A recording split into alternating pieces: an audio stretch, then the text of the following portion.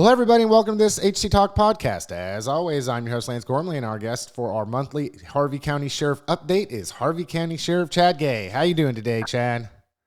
Doing great. Happy to be here. Good. Thank you for always coming on the program and doing this. Like I said, and I'll say it again, I'm a stat junkie. I like to know what's going on. I like to know how our tax dollars are being spent. I do watch the commission meetings. You do have an update once a month at the commission meetings, but this is just another way for people to consume that information. They don't have to watch the entire commission meeting to be able to do that. So I just want to say, once again, I appreciate it. And then I want to turn it over to you for you to give us the stats for the month of September. Yes. And I'm happy to be here and happy to do it. And just so you know, this would be like an exclusive for you because I haven't talked to the commissioners yet. Oh, man. Okay. Yes. So we got an exclusive this month. Okay. Absolutely. Let's do it, Chad. Yes.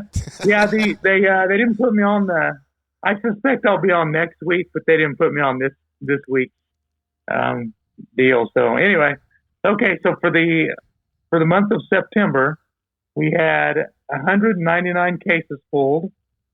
We made 400 traffic stops, which is really nice for them to end on an even number. Yeah, that's kind of cool. Yeah, 400 even. 57 tickets issued, 81 arrests, 440 area checks, 58 citizen contacts, and we drove 38,180 miles. So quite a bit. Actually, the 38th looks like it's probably the lowest of the year, and I don't know why that would be. But anyway, down a little bit on miles, but still 38,000 seems like a ridiculous amount. Crazy amount.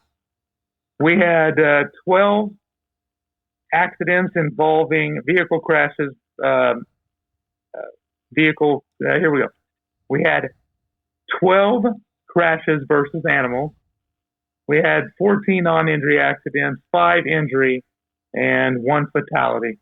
And the fatality was the guy out at 81 and Meridian. I don't know if you heard about that one, but sad situation.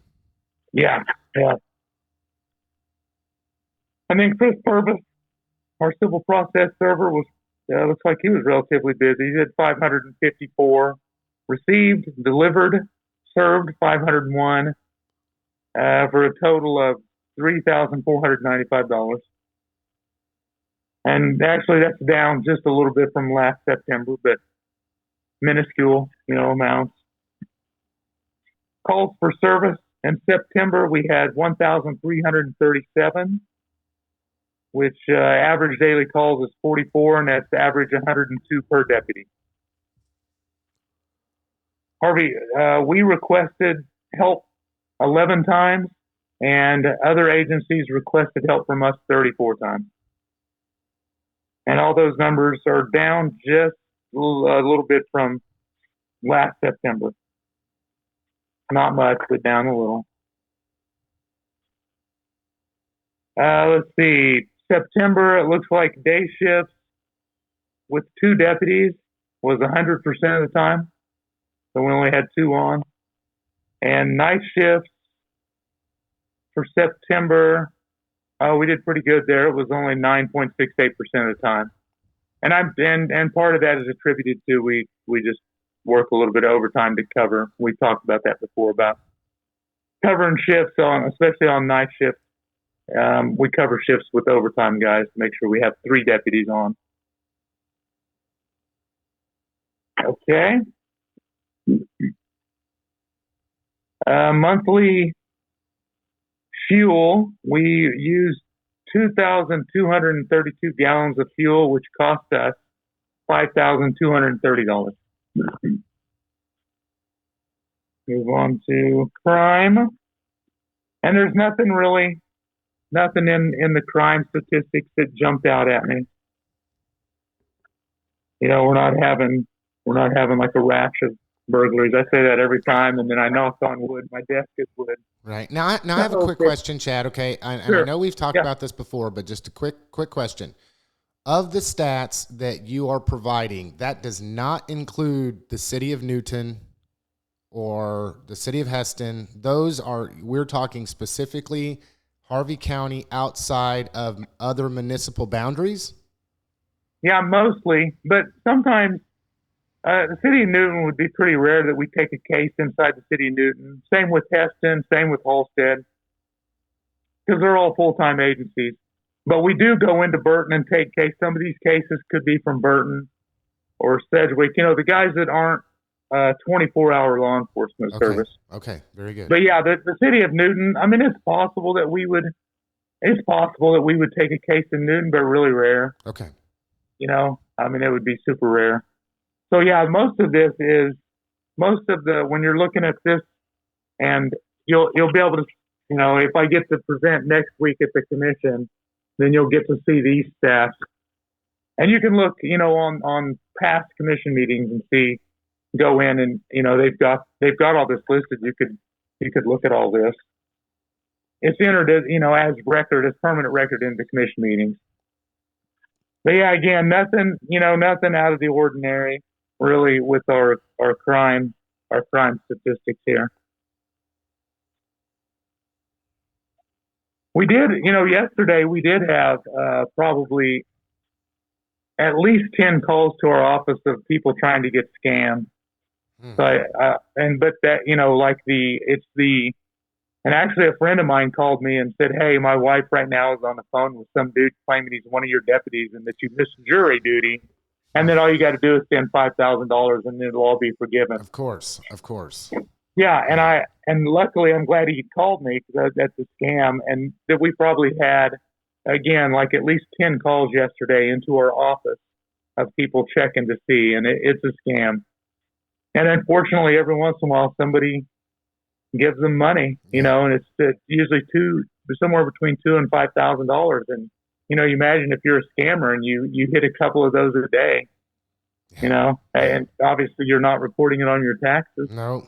Yeah. That's pretty good money, and you're hosing our citizens. So I want to make sure people are aware of that we don't call you and tell you miss jury duty and demand $5,000, They even threw Sean Chapman's name out yesterday, our undersheriff. So wow. Yeah. Just go and search up a little bit of public record and then devise a plan and try to hit somebody maybe that's in a targeted demographic of somebody that trusts people or believes that they want to be a law-abiding citizen, and then all of a sudden they're in this, bad situation and they just want to, fix it because they didn't mean to make a mistake. Yeah. Oh yeah. That's just rough. I mean, I hate to talk bad about people, but that's just, you got to be pretty low to do that to people. Yes, I agree. I'd love to get my hands on those folks. Yeah.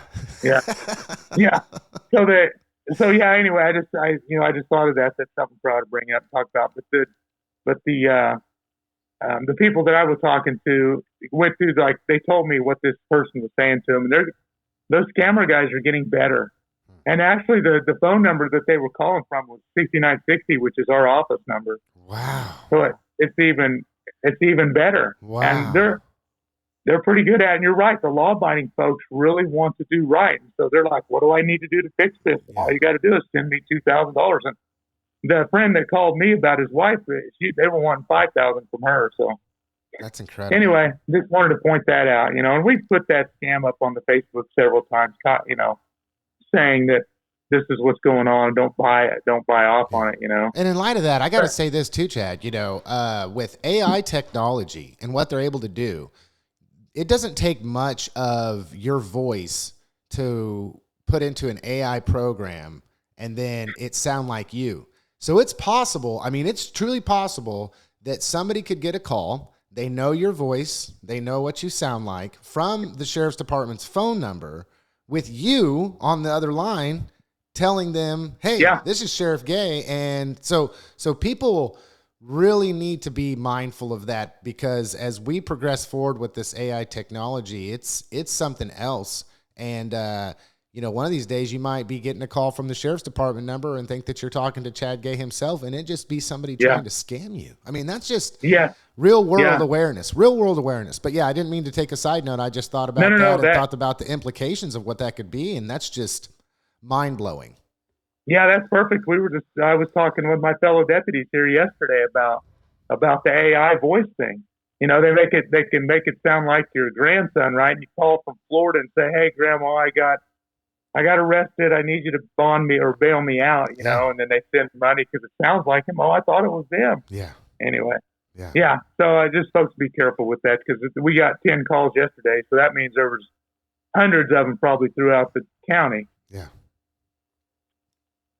Okay. So we added the vehicle maintenance thing to our repertoire of stats to talk about. And so this year we've already spent, let's see, we spent a total of $23,000 this year on vehicle maintenance. So, and that's, you know, I wish we didn't have to spend that much on it, but when you have a fleet of, you know, several vehicles, that's just the way it works out. Some years are better than others. Yeah. Let's see, we had flock report was, you know, that's relatively new for us to report that our flock cameras are out there up and running. Between September 4th and September 30th, the flock cameras ran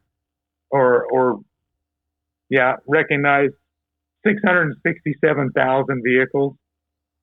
You know, just that's how many have went past our flock cameras. 856 on the hot list, which means they're in for something.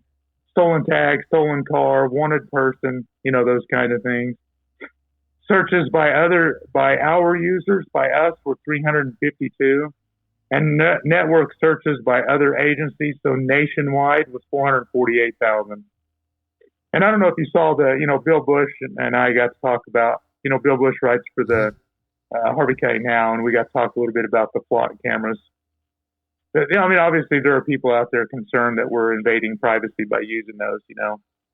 And I don't like it that people feel that way, but it's a great crime fighting tool. So no right to privacy in a public space. Yeah, it's perfectly legal, and I don't even think it's. And I think it's okay because we can run around and run tags all day long. I can run your tags for no reason. I could be sitting behind you at a railroad crossing with the train going across, and I could run every tag in line that I can find. I could even get out of my car and walk around and run all those tags if I wanted to. It's, you know. Okay, so we had, this says total successes was 7. We had 6 total arrests, 15 grams of marijuana seized out of it. Total recovery value was $13,000, which was one stolen vehicle we got with flock. So those are the things there. Total value of recovered property was $66,000 so far with our flock cameras, and you know, they just a couple 3 months ago we got them working. Let's see, jail stuff. Beginning of the month population was 94. We had 122 monthly, arrests come in. We had 122 releases, and our end of month population was 92, and our average daily population is 99. Inmates to district court was 88. That's a lot. Multiples at once was 4. Extra security they requested was 2 times. 48 hours we spent in district court. We have 9 cells out of service, and we only made 8 trips with federal inmates because we don't have very many federal inmates. And our warrant transports, that was 13 trips and 1,973 miles. So we have a warrant officer position that person just goes to.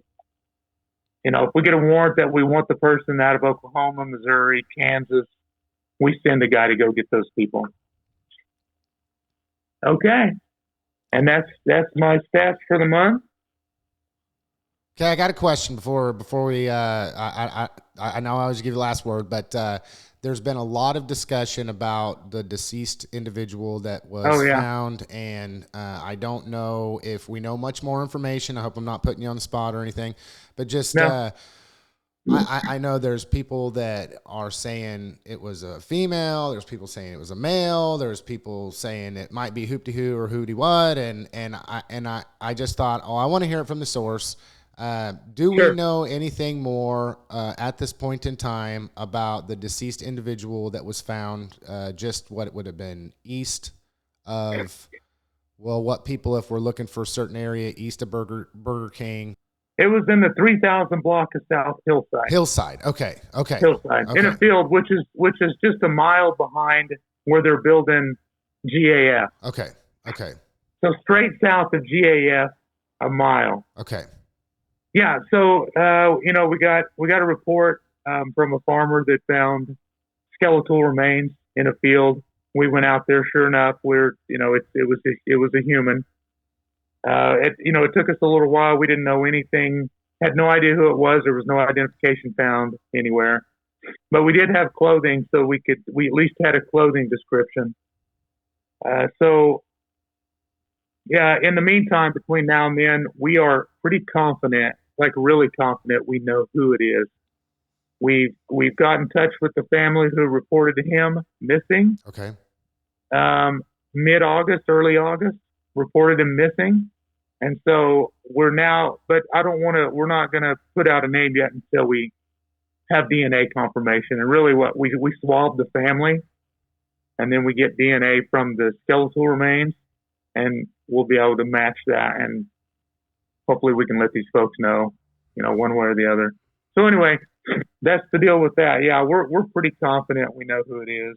We had some of the neighbors out there see him out and about a few times, and then we actually had a neighbor that talked to him, had a conversation with the dude checking on him and just to make sure he was okay, and that was in the 3,000 block of South Hillside, and that was on August 9th, I think. So we're pretty confident we know who it is. As soon as we confirm that, we'll release his name.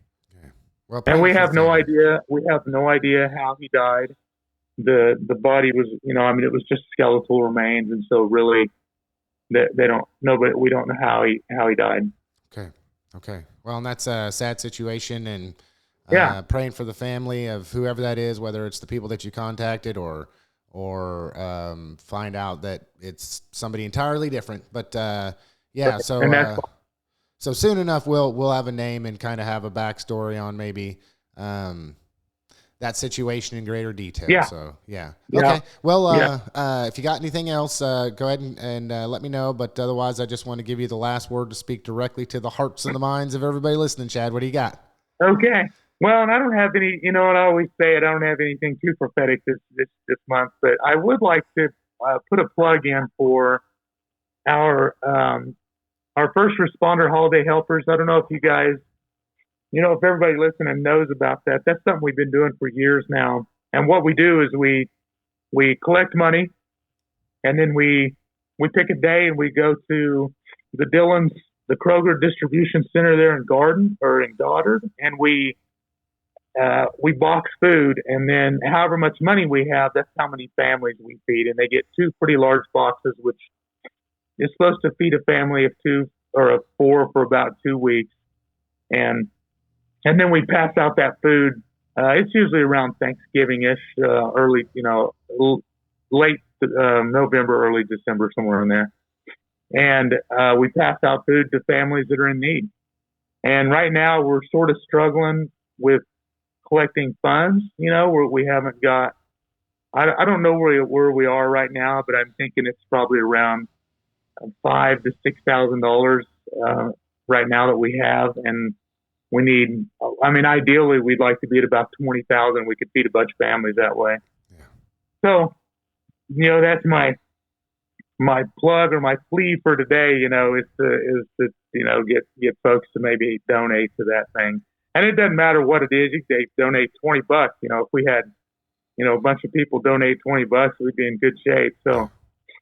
I think it costs about $85. I don't know the exact number, somewhere in there, $85 for those 2 boxes. Dillon's gives us a 10% discount, and so they help out a bunch. They give us their distribution center. They give us employees, and it's a big, Sedgwick County does it too. So it's quite a deal when we all get together and box that food. But anyway, we could use some help with that. We're kind of struggling with it right now. Yeah, tough times for everybody, but always find it in your heart to give a little bit to those who have less. Absolutely. Absolutely, Chad. Yeah. Okay, Chad. Well, thank you very much for this time. Thank you for the updates on everything that's been going on, and then answering my specific question about what the buzz is in the community, obviously. I just want to thank everybody for listening to this HCTalk podcast. As always, I was your host, Lance Gormley, and our guest on the program, our monthly guest, our all-star guest, is Harvey County Sheriff Chad Gay with the Harvey County Sheriff's Department. Have a good one, everybody. All right.